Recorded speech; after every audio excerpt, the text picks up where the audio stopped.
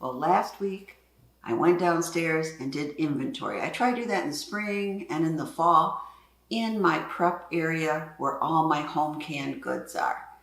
And I discovered some were getting a little low, some I need to use because they're getting a little old, and in one case, completely empty part of the shelf.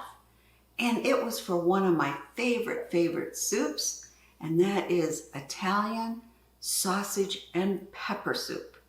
I love taking this to work. It is so good on a cold winter day. It's rich broth and a hearty soup. So today I'm going to be busy canning another batch. Oh yeah, and I'm sure, again, it won't last long on my pantry shelf. Hi, I'm Prepper Potpourri, and I have been making canning and prepping and cooking videos for over a decade. So if you like what you see, hit that subscribe button and the like button. I really do appreciate it. Thank you. So here's the ingredients. We have a pound of ground beef and a pound of sweet Italian sausage. Now, you might be tempted, oh, you don't have any Italian sweet sausage, so you are going to use some ground beef and make it 2 pounds of ground beef instead of 1. I don't recommend it. That will change the flavor of the broth.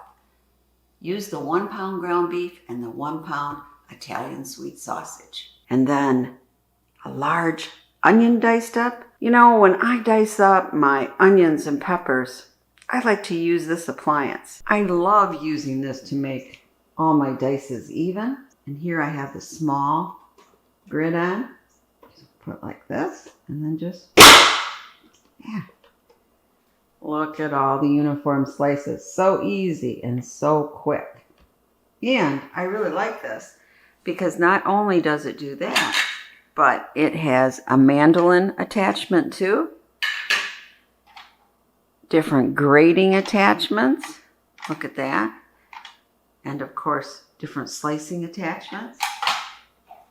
And different size grids. And they're all nicely put in plastic cases. Really like this. And it's so easy to clean because they give us this, what I call the comb tool. And it cleans up really fast. If you don't have one of these, I'd get it. I do have the link below if you're interested.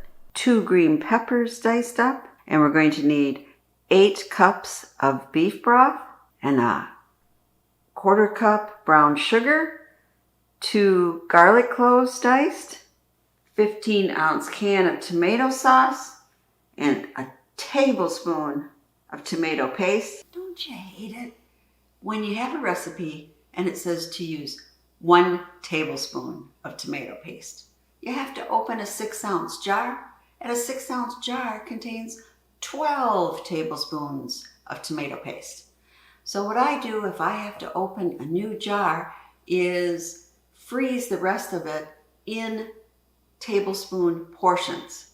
So I put out a parchment sheet on a tray and put in the 1 tablespoon portion, and I quick freeze those, and then I take them off and put them in a vacuum sealed bag. And that way I always have it when I need it, and I don't waste a whole can of tomato paste for only 1 tablespoon. And then we're going to need 2 teaspoons of salt, 1 tablespoon of Worcestershire sauce, and 1 tablespoon black pepper. That's it. Let's get started. Now I'm going to brown up our meat.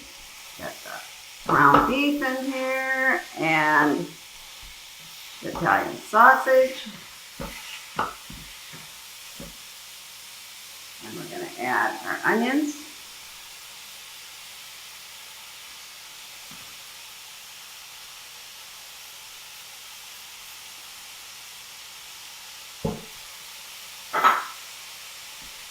Mix this up.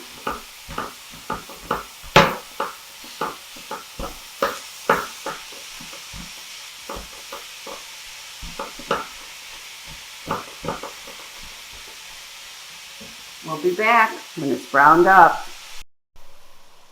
Okay, it's starting to brown.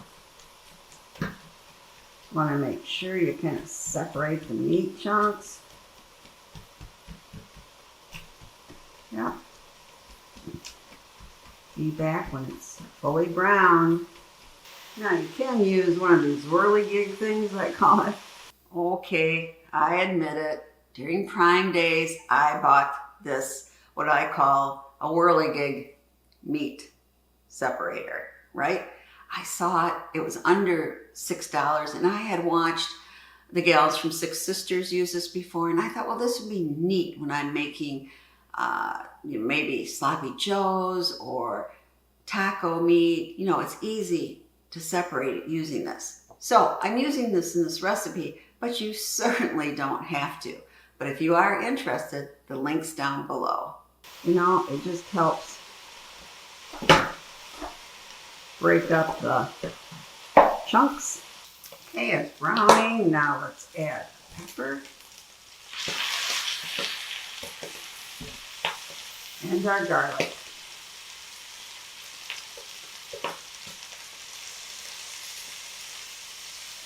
All out there.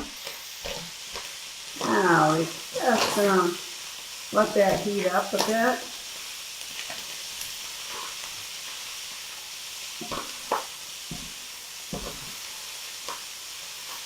Mix it in well. Now we're just going to add the remaining ingredients. And all the beef broth.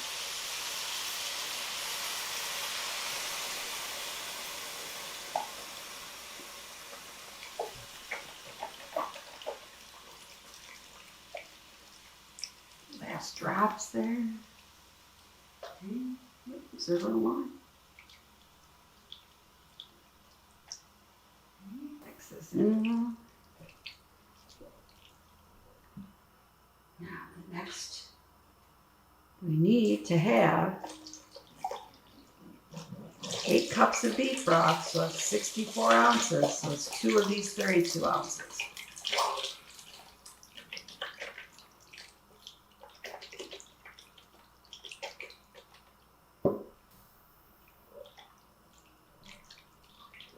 Looking good. Put in our tomato paste. So we put in our tomato sauce, not tomato paste. We're changing up the color a little. Now we're putting in our tomato paste. Let's see here, it's stuck. There we go. Mix that in. Brown sugar.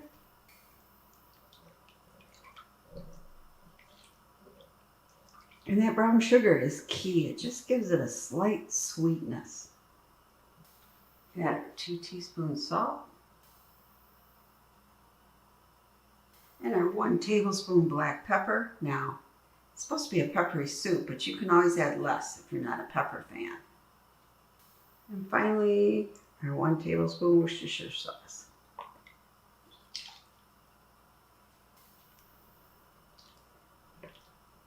Mix it all up well.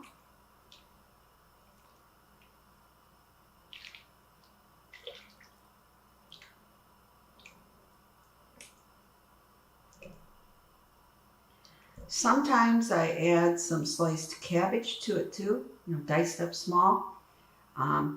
That's a nice addition, but I'm not doing that today. Now we're going to wait and bring this up to a boil.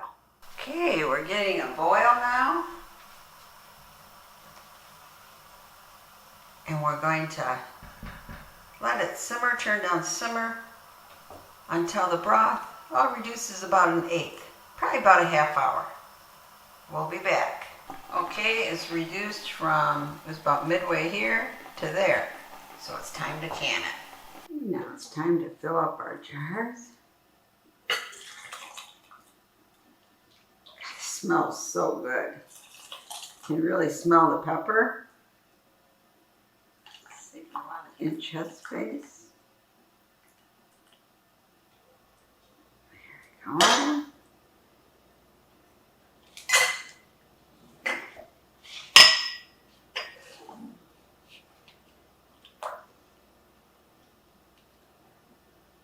of meat in that one, so I'm going to have a little more broth here. You know, when you're canning soup, you only want about 1/2.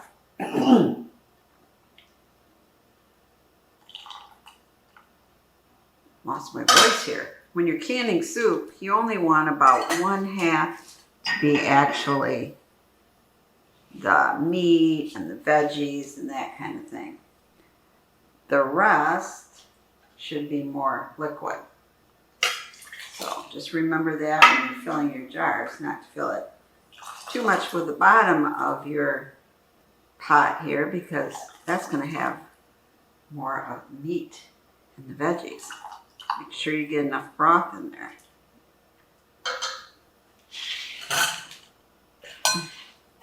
And you'll notice I'm not quite getting them up to 1 inch. I like to finish that. I like to see how much soup I have, because depending on how much you cook down the broth in that last step, you'll have less soup to can. So we want to make sure, do we have 7 pints? Let's find out.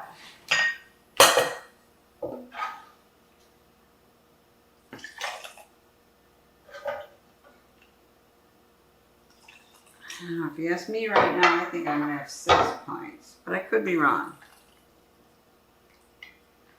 Okay.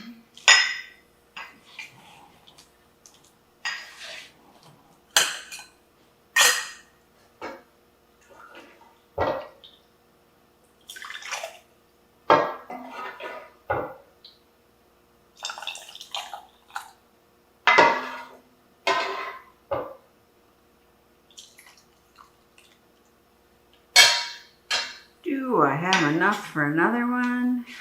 I think it's doubtful.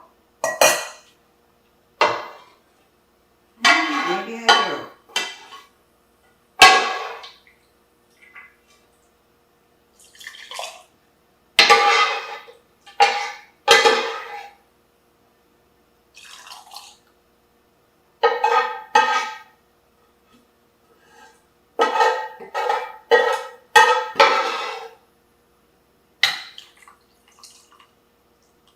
Okay, now let's look at our sides. A little bit more in this one, a little bit more in that one, more in this one.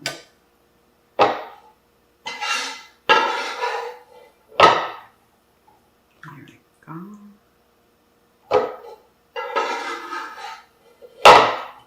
More here.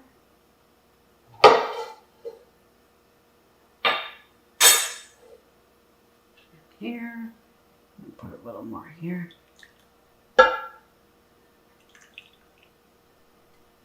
Well, that's pretty good. Okay, now we're going to want to just make sure we don't have any air bubbles.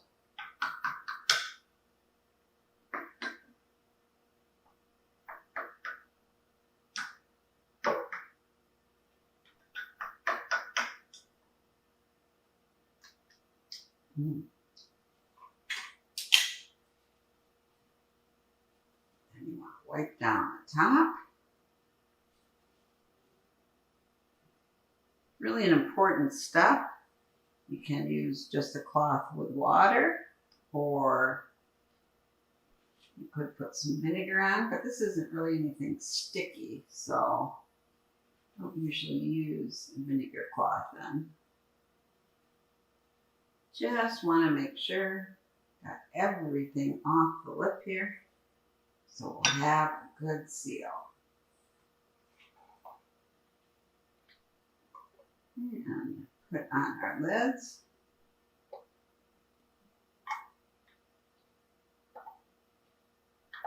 There we go, all 7 of them. Let's see. I bought these in 21. And these in 2020. Always a good idea to have a good stock of lids, because you never know when something like a pandemic happens, right? You can't get lids. And these jars are hot. Finger tighten.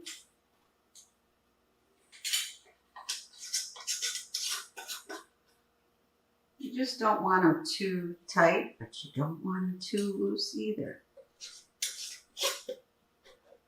Well,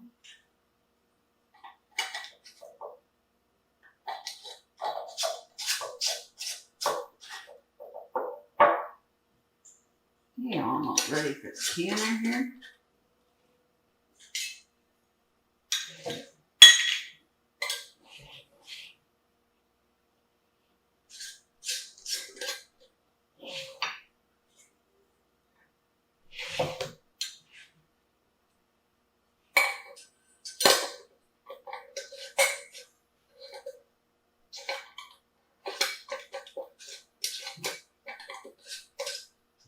Why is it the last one? This soup is to be pressure canned only. It cannot be water bath canned, no matter what you see on a lot of TikTok or YouTube sites saying this is the way the Amish do it. Well, let me tell you, a lot of Amish, I mean many Amish, use pressure canners now. They do not water bath their meat. So you want to be safe. You don't want to play with a crapshoot for your family for botulism. Practice safe canning and be sure to can this in a pressure canner. Now I have my water in here to the recommended height for my canner. I have some vinegar in there because I have hard water and don't want cloudy jars. And I have my metal platform at the bottom. And now it's time to add my jars.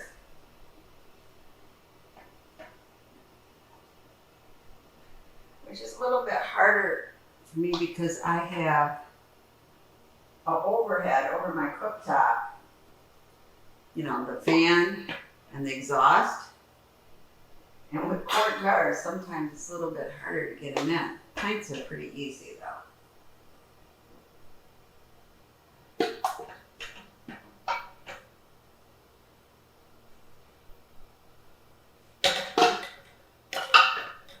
Okay,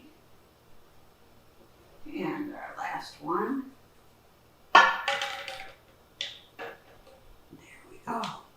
And always make sure your rim lubed. Mine is, I did it just recently. And of course, make sure you checked your Buttonhole. These are things you should do each time you can. It's really important to pay attention. Now you can get busy and it's like, you know, just don't have time to do that, right? Well, make time. It's not a bad idea to read over your canning manual every once in a while just to refresh yourself. Remember, this is science.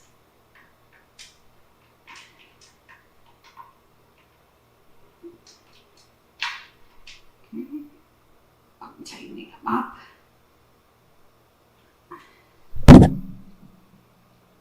Here we go. Now we're going to wait until we get a nice stream coming out of there. Since the water was already heated, it shouldn't take that long. Well, we've got a nice steam coming out. So now we're going to set our timer for 10 minutes. Okay, it's been 10 minutes. Now I'm going to put my weight on. 10 pound pressure for where I live.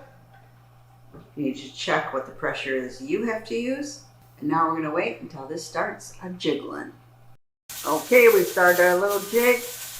We have pints, so we're going to process for 75 minutes. My timer went off, the 75 minutes of process, and now I'm just going to wait until this gauge here gets down to 0 to open the lid. Okay, it's down to 0, so we're going to take off our lid, let them rest in here for about 5 minutes, and then put them on the counter. Here they are, all lovely, and it looks like they've all sealed. Tomorrow I'll take the lids off and label them, and then they'll go on my pantry shelf. But like I said, they won't remain there very long. I like the soup just the way it is when I warm it up, although sometimes I break up some Ritz crackers and put it in. For some reason I like that on the soup. But in the past I have also put the soup over rice, and that was very good. And you could use this over noodles also. And if you found out, oh no, I have no pasta sauce, you could always cook this down and you would have a rich pasta sauce also. So I hope you consider canning Italian sausage soup. You won't be sorry, and your family will love it. Happy and safe canning. Thank you.